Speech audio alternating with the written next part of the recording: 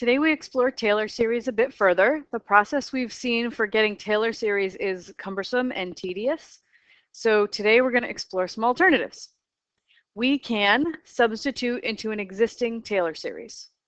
For example, if we want to find the Taylor series and the interval of convergence for the ln of 1 minus 2x about a equals 0, instead of taking derivative after derivative after derivative of the ln of 1 minus 2x and plugging in 0 and doing the whole process we learned last class, we might say, I know a similar Taylor series. I know the series for the ln of 1 plus x.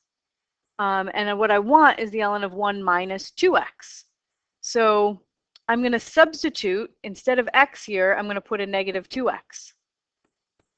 So if I'm going to substitute the x in this formula with a negative 2x, substitute all the x's in the series with a negative 2x.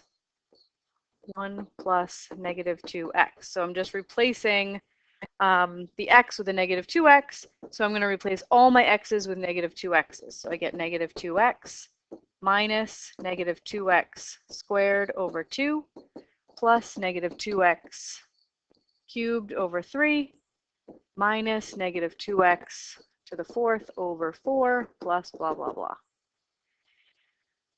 And the interval of convergence for the ln of 1 plus x was from negative 1 to 1. And I'm replacing the x with a negative 2x. So my interval of convergence is going to change so that it converges when negative 2x is between negative 1 and 1. So if you divide all the pieces of this equation, this inequality, by negative 2, then you get x in the middle. And then this becomes negative 1/2, and this side becomes positive 1/2. And when you multiply or divide by a negative, the inequality signs have to change direction. But this looks weird to me, so I'm going to rewrite it as x. X is bigger than or equal to negative 1/2. So I'm going to put the negative 1/2 on that side, and smaller than 1/2. So that is my new interval of convergence. And then I'm going to come back to my series and just simplify it a bit. So I get negative 2x. Negative 2x squared is positive 4x squared. And then I have a negative in front. So I have minus 4x squared over 2. And then negative 2x cubed is going to be negative 8x cubed over 3. And then negative 2x to the 4th is positive, but I have a negative in my formula, so that becomes 16x to the 4th over 4. And then I could write this in closed form. This is the sum.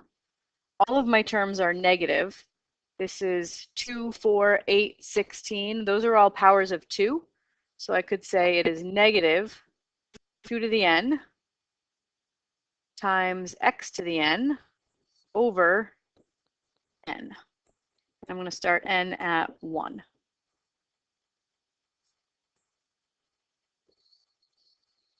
So that was way easier than taking 6 or 7 derivatives and plugging into the formula. All right, let's try another technique. We could multiply or divide a known series by something. So if I want x squared times the ln of 1 minus 2x, I'm going to multiply x squared by the series of the ln of 1 minus 2x, which I just found. So this is negative 2x minus 4x squared over 2 minus 8x cubed over 3 minus 16x to the 4th over 4 minus ... And then just distribute your x squared in. So you get negative 2x cubed minus 4x to the 4th over 2 minus 8x to the 5th over 3 minus 16x to the 6th over 4 minus ... And we could quickly put this into closed form. I still have powers of 2, 2, 4, 8, 16. So those are 2 to the n's.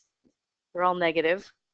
And then I have x to a power, but the power is larger than the exponent on the n.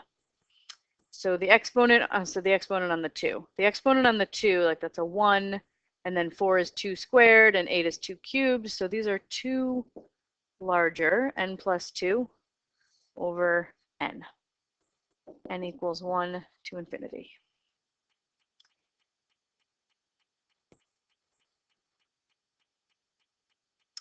If we had to create a list of the 5 most important numbers in mathematics, what numbers would make the cut? Well, 1 and 0 are sort of like fundamental building blocks, things that are super important. Pi, E, for sure, 2 really crucial irrational numbers pop up a lot.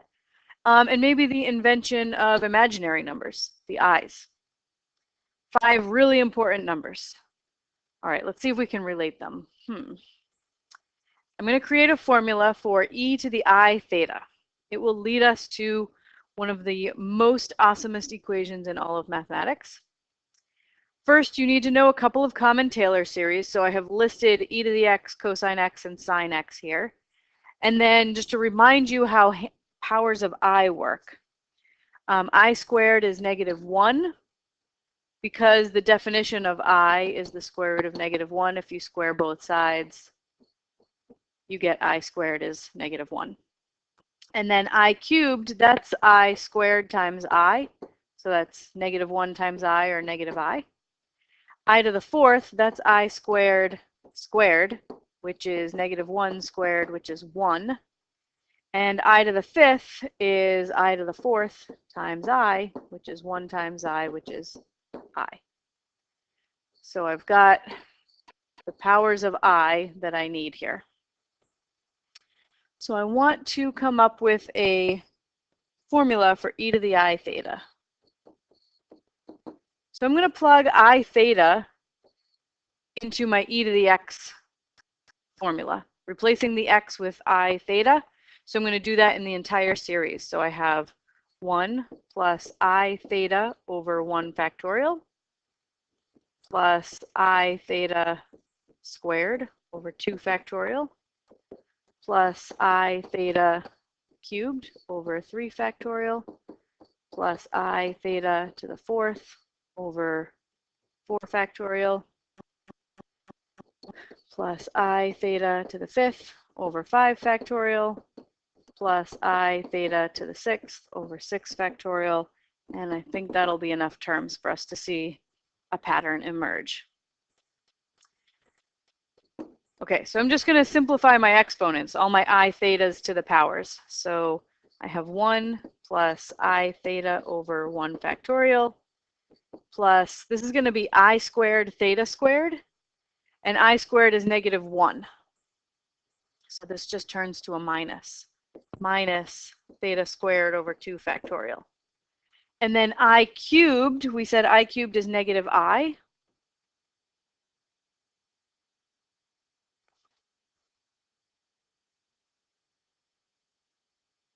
Yeah, so this is -I theta over 3 factorial. And I to the 4th is 1, so this becomes plus theta to the 4th over 4 factorial. I to the 5th is I, so this is plus I theta over 5 factorial, theta to the 5th. And that needs cubes, okay. And this is I to the 6th, which is, that brings us to -1 again. So this is negative theta to the 6th over 6 factorial. All right, so you'll notice some of these terms have i's in them and some don't. So let's group the non-i's together and the i's together. So my non-I terms are 1 minus theta squared over 2 factorial plus theta to the 4th over 4 factorial minus theta to the 6th over 6 factorial. And then I have some terms with i's in them, and I'm going to factor out the I. And I have theta over 1 factorial and minus theta cubed over 3 factorial plus theta to the 5th over 5 factorial.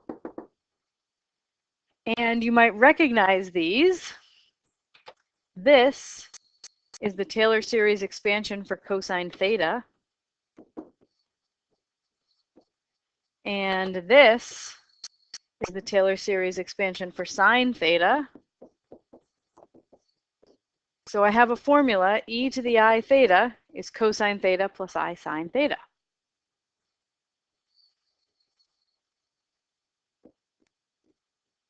Whoa. All right, let's look at e to the pi on a calculator.